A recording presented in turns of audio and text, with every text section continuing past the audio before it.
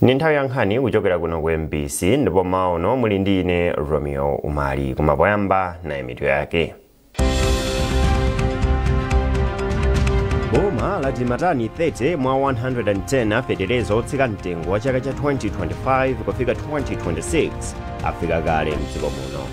Boma labweretsa ntchito yopereka zitupa zoyenera za anthu ogwira ntchito za ukazembe ku nduna ona za ubale wapakati pa dziko lino ndi maiko ena. Mchitidwe woononga ziliza m'manda ndi cholinga chofuna kuba zitsulo ukupitirira mu mzinda wa Blantyre.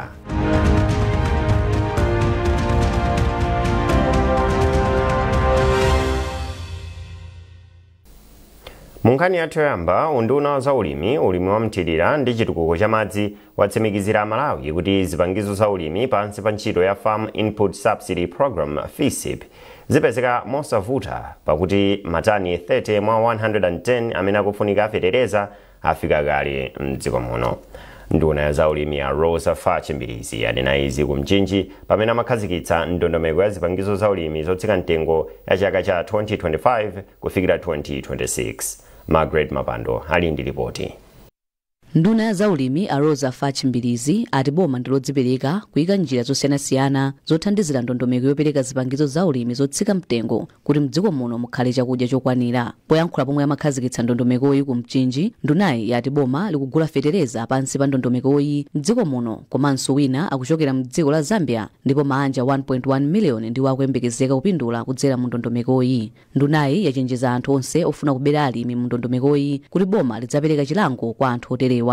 Ulendo no muchandanenera ananenaswa president kuti zimenezo zosalola tayika anthu achitetezo siyana a polisi a ACB ndi ena ama community police kuti aonetsetse kuti anthu pasapezeke venda akugula thumba ulo limodzi kwa aliyense amene aliyenera kuti alandire fetereza ameneyi tikampeza kuti munthu wina akugulisa palibe kumvera chisoni zalakwika.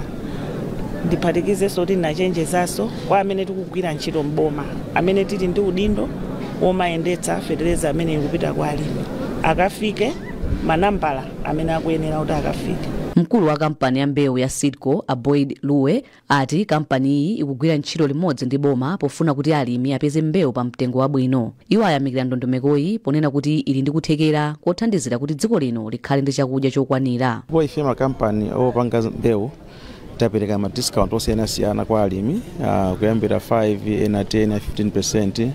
Ichi nkunguvomera kuti mulimi tinthandize kuti asakadzale mbewu zosakhala bwino chifukwa cha mtengo. Ndiye ife monga mmene tagwirira ntchito ndi boma mbuyo monsemu tiyesesa ndithu kuti alimi tiyesese kuti apeze zipangizo zalazi pa mitengo yabwino.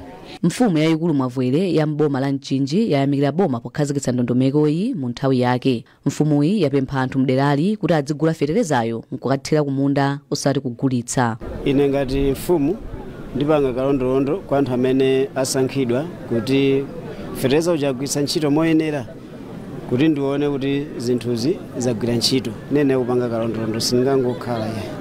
Unduna wa za ulimi wati chiwerengero cha anthu opindula mu ndondomekoyi achionjezera chaka chino kuchokera pa 530,000 kufika pa 1.1 million. Anthu omwe apindule mu ndondomekoyi adzigula feterezayo pa mtengo wa 10,000 kwacha kuchokera pa 15,000 kwacha yomwe anthuwa amagulira m'mbuyomu. Margaret Mapando, MBC, Mchinji. Nduna zachuma yati ndalama zokwana 247 billion kwacha ndi zimene zapezeka pa ntchito yothana ndi vuto la kusowa kwa chakudya pakati pa anthu 4 million ovutikitsitsa mdziko muno. Nduna ya zachuma Joseph Mwanamveka anena izi pamwambo olandira cheke cha ndalama zokwana 400 million kwacha kuchokera ku kampani ya Niko zimene zikupitanso kuthumba lothandizira anthu ovutikitsitsa ndi njala. Mwanamveka ati ali ndi chikhulupiriro chakuti ndalama zonse zimene zikufunika zomwe ndi 387 billion kwacha zipezeka masabata kubwerawa. Zambiri mulipoti ili. Kubwera kwa kampani ya Niko Group ndi ndalama zokwana 400 million kwacha kwalimbikitsa ntchito yonetsetsa kuti anthu mdziko muno ali ndi chakudya chokwanira. Wapampando wa kampani ya Niko Group a Elias Ngalande ati kampani yawo ipitirira kugwira ntchito ndi boma kuti anthu komanso chuma cha dziko lino chipite patsogolo. NBS ndi amenenso ali ndi upangiri wina omalimbikitsa zoti mdziko muno musamakhala njala yobwereza chaka ndi chaka. Ndi kudzera ku ma department ena ku banki imene kuli upangiri wina umene iwo akuchita nawo pofuna kukwaniritsanso ijati kuti Malawi 2063. Ndipo nduna zachuma a Joseph Mwanamveka ayamikira kampani ya NICO kamba kubwera ndi kuthandiza anthu ovutikitsitsa mdziko muno. Amwanamveka apemphanso kampani zina kuti zibwere ndi thandizo kuti anthu asavutike ndi vuto la njala. Sife tokha ngati boma tingathese njala makufunika ma organization bama institutions ngati NICO Group komanso NBS Bank amene tingathekugwirana manja kuti mavuto amene athe. Mmodzi mwa iwo ndi kuti mwina mabanki athu ma financial institutions athu aziyang'ananso mwina kupereka ngongole kwa alimi athu ang'onoang'ono komanso ma mega farmers amene kuwapasa ngongole za mafetereza komanso kuti agule mbewu ndikudziwa pali ma organization ena koma ndi osakwanira nzotheka kuti njala imene ite. Kuyambira pomwe mtsogoleri wa dziko lino a Profesa Arthur Peter Mutharika adalengeza za vuto la njala pa 25 Oktoba mwezi watha, mabungwe akunja monga World Bank, maiko akunja komanso makampani abwera ndi thandizo losiyanasiyana lothandizira kuchepetsa vuto la njala pakati pa anthu pafupifupi 4 million. Trust Office, MBC, Lilongwe. Boma la Japani lati ndilodzipereka kupiritsa patsogolo ntchito za ulimi mdziko muno. Ndemangayi yanenedwa pamwambo opereka zipangizo za ulimi zosiyanasiyana kwa alimi mboma la Chikwawa. Zambiri mulipoti la Alufisha Fisha koma akuwerenga ndi Rabson Kondowe. Kula pamwambowu kazembe wa dziko la Japan kuno ku Malawi a Yuichi Oya ati boma lawo lipitiriza kuthandiza dziko lino kuonetsetsa kuti chakudya ndi chokwanira. Kupyolera mu ndondomekoyi mawanja 3000 omwe akhudzidwa ndi vuto la njala apindula ndi zipangizozi. Mawu ake mmodzi mwa ogwira ntchito ku bungwe la Food and Agriculture Organization FAO, Yvonne Mangisa, atsindika kudzipereka kwawo pochepetsa mavuto a njala. Kupereka kwa mbewu zimenezi ndi chithandizo chikulu kwa iwo chifukwa ndi boma limodzi limene lakhale kuvutika kwambiri ndi ngozi zodzamwa dzidzidzi kudzera kusintha kwa nyengo. Ndipo izi zakhala ngati kwapatsa mphamvu alimi kuzindikiritsa kuti sali okha, alipo ena amene amaorganizira ndipo ali ndi cholinga chofuna kuthandiza kuti achoke mavuto amene akumana nawo. Ndeti kaona mbuyo dziko la Malawi lakhala likukumana ndi nyengo zimenezi munjira zosiyanasiyana, pena mvula imene imagwa kwambiri ndobweretsa madzi osefukira, komanso taonanso ngati mu chaka chimwe chapitachi mvula imene inali yochepa kwambiri kuti anthu ambiri mbewu zawo zinapserera ndipo sanathe kukolola zokwanira. Mpaka pano tinaona kuti mtsogoleri wa dziko wapanga declare kuti maboma alipo 11 ali ndi maboma amene ali avutikitsa kwambiri ndi nyengo imeneyi. Ndipo ichi kwa ife ndi chinthu chamtengo wapatali chifukwa tikuonetsa kuti kupanga nawo contribute kuthetsa mavuto ngati amenewo. Katunduyi ndikuphatikizapo mbewu yachimanga ndi nyemba komanso feteleza zomwe ndi za ndalama zokwana 875 million kwacha. Pofuna kupititsa patsogolo ndondomeko zosamalira chakudya ndi mbewu ndenso kuti kudzikhala ni mlingo wapamwamba, dziko la Japan kudzera ku bungwe la World Food Program lapereka makina onika mlingo wa zotsalira za mankhwala mu mbewu otchedwa Liquid Chromatograph Mass Spectrometer ku bungwe lona za mlingo mdziko muno la Malawi Bureau of Standards. Chisomo Break wafika ndi zambiri mu ripoti ili. Poyankhula atapereka makinawa, kazembe wa dziko la Japan kuno ku Malawi a Yuichi Oya anati tsopano dziko la Malawi likhala ndi kuthekera kugulitsa mbewu monga za sesame m'misika yakunja yomwe imayika chidwi chochuluka pofuna kuonetsetsa kuti mbewuzi zilibe zotsalira za mankhwala zomwe zimayika pa chiopsezo moyo wa anthu. Bungwe la World Food Program WFP ndi lomwe lapereka upangiri kwa kugwira ntchito ku bungwe la Malawi Bureau of Standards MBS wamomwe angagwiritsire ntchito makinawa. Mkulu wa bungwe la WFP mdziko muno anati cholinga cha bungweli ndi kuthetsa njala ndipo limadziwa ubwino omwe umakhalapo mlimi akakhala kuti ali ndi chakudya chokwanira chifukwa amakhala ndi kuthekera kogulitsa china m'misika yakunja. Ndipo wachiwiri kwa mkulu wa bungwe la MBS a Thomas Sungani Malunje wati makinawa achititsa kuti chakudya cha mdziko muno chiziyezedwa mwa ukadaulo. Ndi mankhwala achamathira anthu kuphati zirombo munda akatsalira mmenemo tizidziwa kuti kodi atsalira mochuluka bwanji chifukwa zikatsaliramo zambiri zimene zononga pa umoyo wa munthu. Ndiyeno komwe amapita sesameyo ndi mbewu zina zofanana ndi zimenezi amati akapezamo zinthu zimenezi katundu wathu yamamukana kumubweza kuti yayi umo muli zinthu zononga umoyo wa anthu ndi sitingazidye kudziko lathu zimenezi zibwerere ku Malawi ndi makhala ngati kuti alimi anja aluza dzikonso aluza forex pamenepo. Momwe zateremu ndiye kuti dziko la Malawi likweza chiwerengero cha mbewu za mgulu la nyemba zomwe limagulitsa m'mayiko akunja monga a Japan ndi ena chifukwa zizikhala zapamwamba. Ndalama zokwana 2 billion kwacha ndi zomwe azigwiritsa ntchito pogulira makinawa komanso kuphunzitsa ogwira ntchito ku bungwe la Malawi Bureau of Standards. Chisomo Break, MBC, Blantyre. Boma labwezeretsa ntchito yopereka mapasipoti kwa anthu ogwirira ntchito kazembe ku nduna ona za ubale wapakati pa dziko lino ndi mayiko ena. Chikalata chimene wasainira ndi mlembi wa boma Justin Saidi chati mafunso onse okhudza kuperekedwa kwa mapasipotiwa tsopano aziperekedwa kwa mlembi wamkulu ku nduna ona za ubale wa dziko lino ndi mayiko ena. Potsatira ganizoli, boma lalamula nthambi yoona za anthu olowa ndi kutuluka mdziko muno kuti ifufuze mapasipoti onse anthu ogwira ntchito ku kazembe amene adaperekedwa kuyambira mwezi wa Juni mchaka cha 2020 mpaka na mwezi wa Oktoba 2025. Malinga ndi chikalatacho, cholinga cha kafukufukuyi ndikuonetsetsa kuti mapasipotiwo ali m'manja mwa anthu oyenerera. Nduna ya zamtengatenga a Feston Kaupa yati boma layika ndondomeko zosiyanasiyana kuti katundu ochuluka yemwe amalowa mdziko muno adzigwiritsa ntchito njanji komanso madoko apamadzi. Cholinga cha izi malinga ndi ndunayi ati ndikufuna kusamala misewu ya mdziko muno. Akaupa anena izi mnyumba ya malamulo pamene amalankhula pa zimene unduna wawo ukuchita mu ntchito ya zamtengatenga. Iwo ati nthambi ya zamtengatenga ndi nsanamira ya chuma cha dziko lino. Zambiri mulipoti ili la Chinsisi Moyo. Polankhula mu nyumba ya malamulo, nduna ya zamtengatenga a Feston Kaupa ananena fundo zomwe boma layika pofuna kukonza nthambiyi. Iwo anati boma likupitiriza kukonza njanji kuti katundu azifika mdziko lino mosavuta kuchokera ku mayiko oyandikana nawo. Cholinga chathu chachikulu makamaka ku nkhani ya kayendedwe kakatundu ndikoti tichose katundu amene ali wamkulu kwambiri olemera kwambiri asamayende pansewu, aziyenda pa njanji kapena azikayenda pa mastima pa Lake Malawi.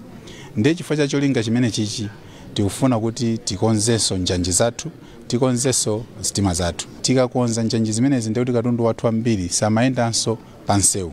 Chifukwa pamene katundu olemera akuyenda pansewu ndi chifukwa chake mukuona kuti misewu yathu ikumakhala yonongeka, ikumanongeka mu nthawi yochepa kwambiri.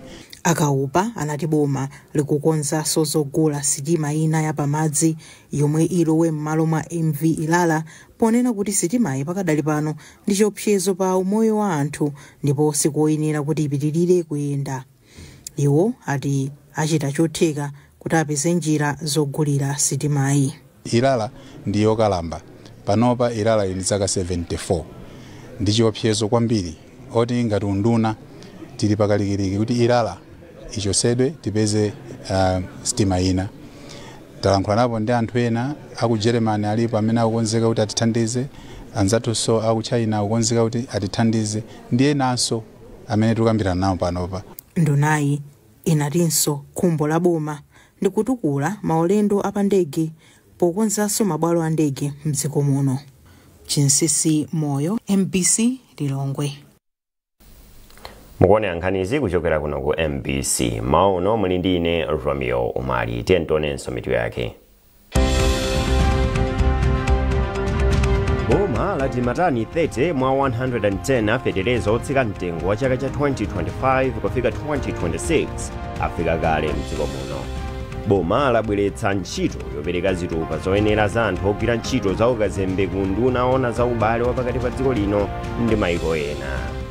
Mchitidwe woononga ziliza m'manda ndi cholinga chofuna kuba zitsulo ukupitirira mu mzinda wa Blantyre.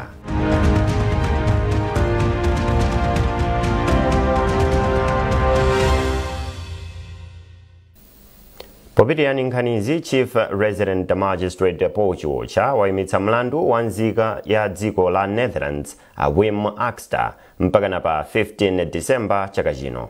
Mkuluyu akuyankha mlandu okhudza kuchitira nkhanza anyamata amene amapindula ndi thandizo la fizi kuchokera ku bungwe la Timotheus Foundation. Olemba nkhani athu Charles Chindongo ndi Ruth Chinangwa ali mbalipoti ili. Litakumana lachitatu mmawa a Axter anadziwisa bwaloli kuti iwo sanapeze wayimira pa mlandu kutsatira kusankhidwa kwa loya wawo a Faustino Maere kukhala mkulu ozenga milandu ya boma, Director of Public Prosecutions DPP pa Chingerezi. Chief Resident Magistrate Chiwocha avomera pempho la Axter ndipo awapasa masiku 30 kuti apeze owayimirira.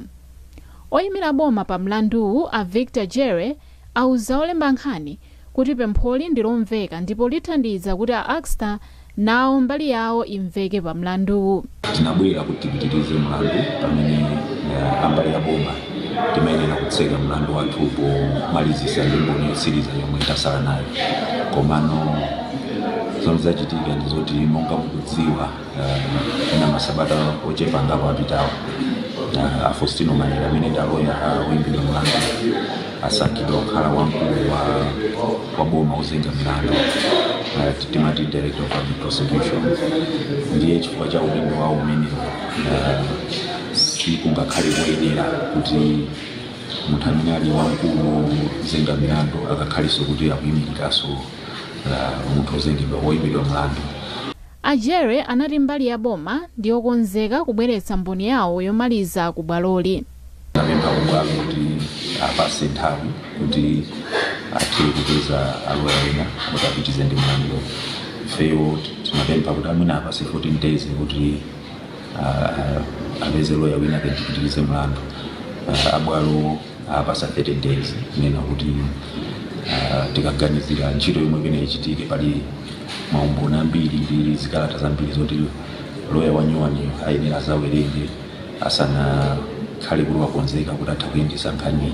Uwu ndi mlandu omwe wakhala ku bwaloli kwa nthawi ndithu ndipo magulu okhuzidwa kuphatikizapo makolo ndi omenyera ufulu wa ana akhala kuyitsatira nkhaniyi ndi chidwi.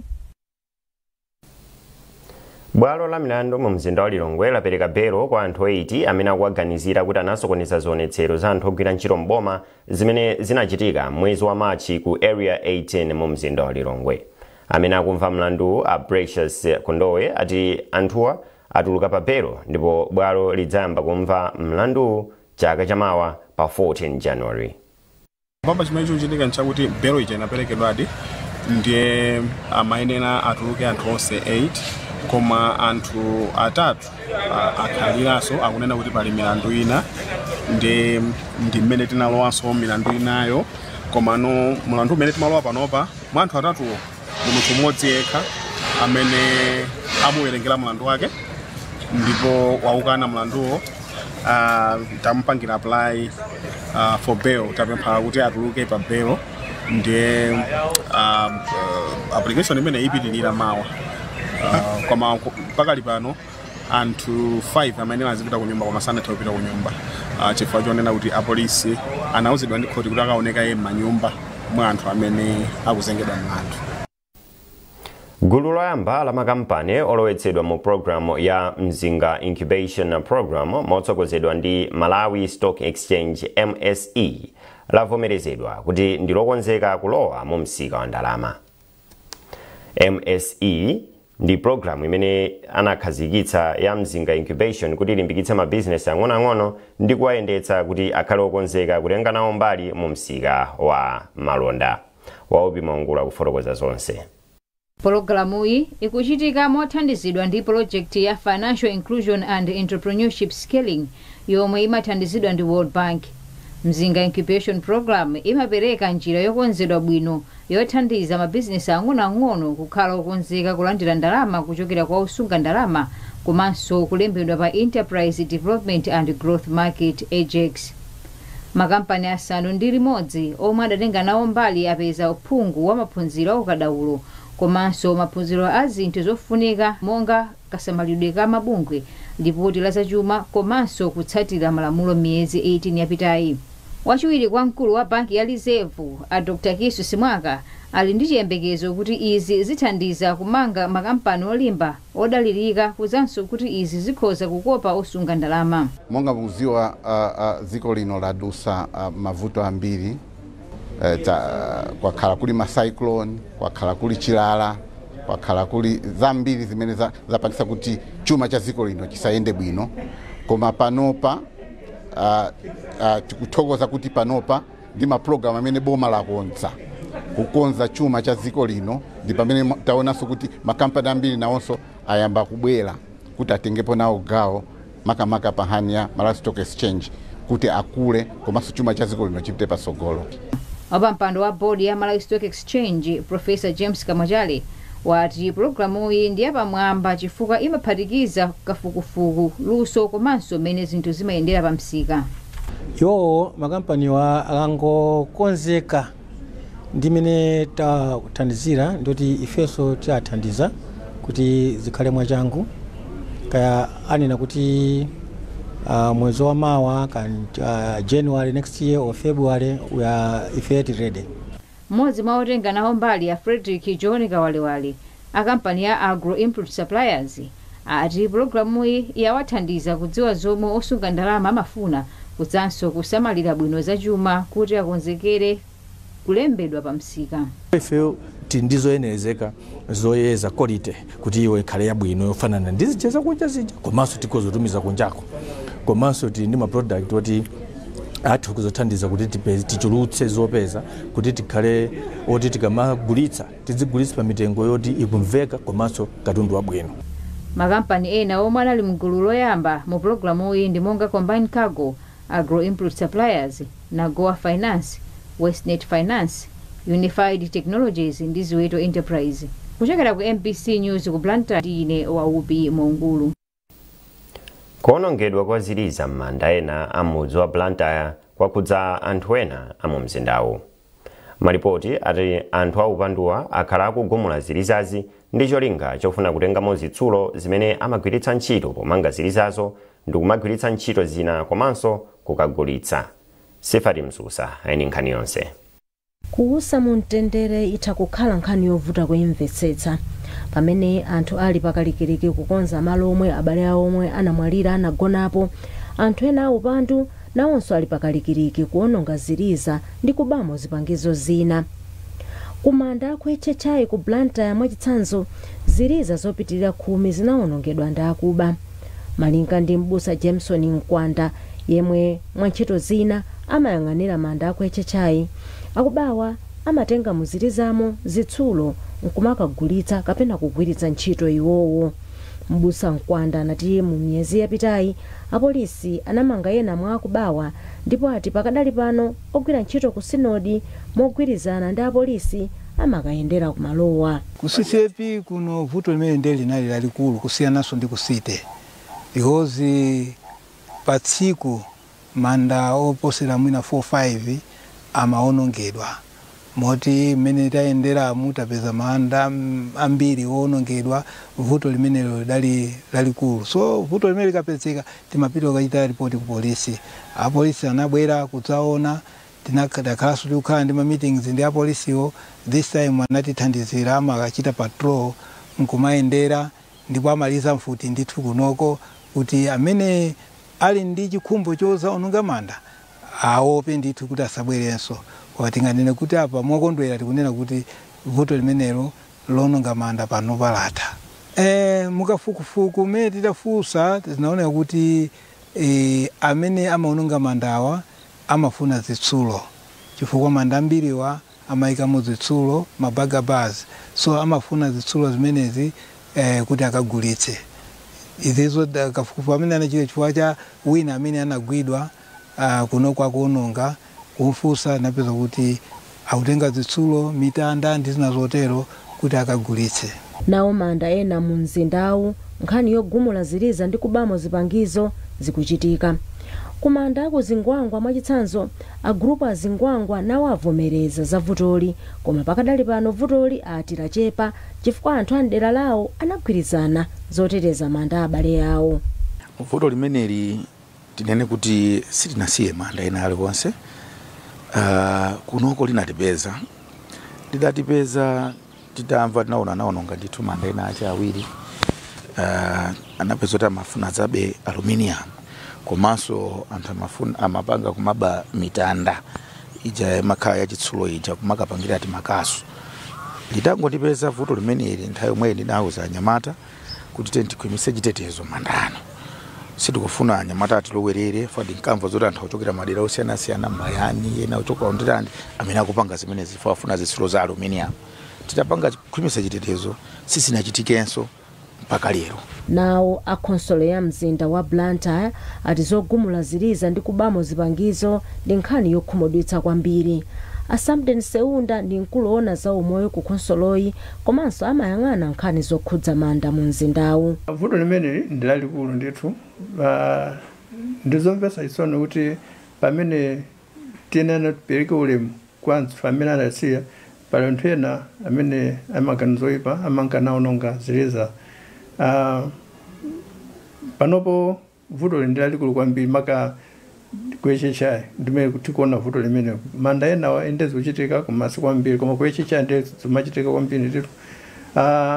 Mwamwayi ena anagwidwapo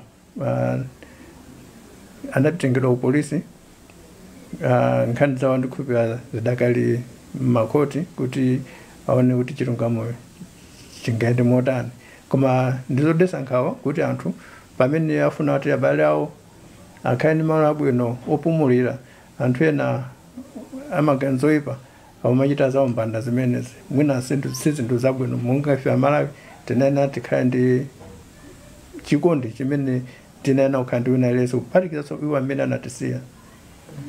Kwa amene abale awo anayikidwa m'manda mu mzinda wa Blantyre iyi ndi nkhani yokhumudwitsa potengera kuti ena amakhala atagwiritsa ntchito ndalama zambiri pokonza malo omwe abale awo anagonapo.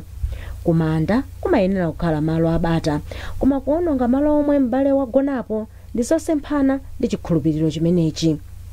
Sifati Msusa, MPC News, Blantyre. Ndi nkhani imeneyo tafika pamapeto pa nkhani zathu mmawa uno koma tisanasiyane nayinso mitu yake. Boma lati matani 30 mwa 110 afetereza otsika mtengo wa chaka cha 2025 kufika 2026 afika kale mdziko muno. Boma labweretsa ntchito yopereka zitupa zoyenera za anthu ogwira ntchito za ukazembe ku nduna ona za ubale wapakati pa dziko lino ndi mayiko ena. Mchitidwe woononga ziliza m'manda ndi cholinga chofuna kuba zitsulo ukupitirira mu mzinda wa Blantyre.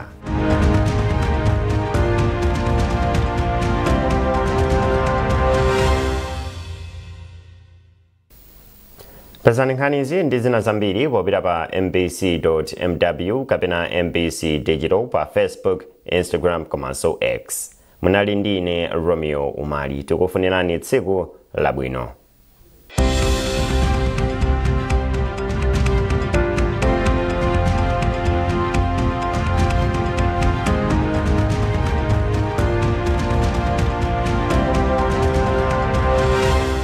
Why your mama?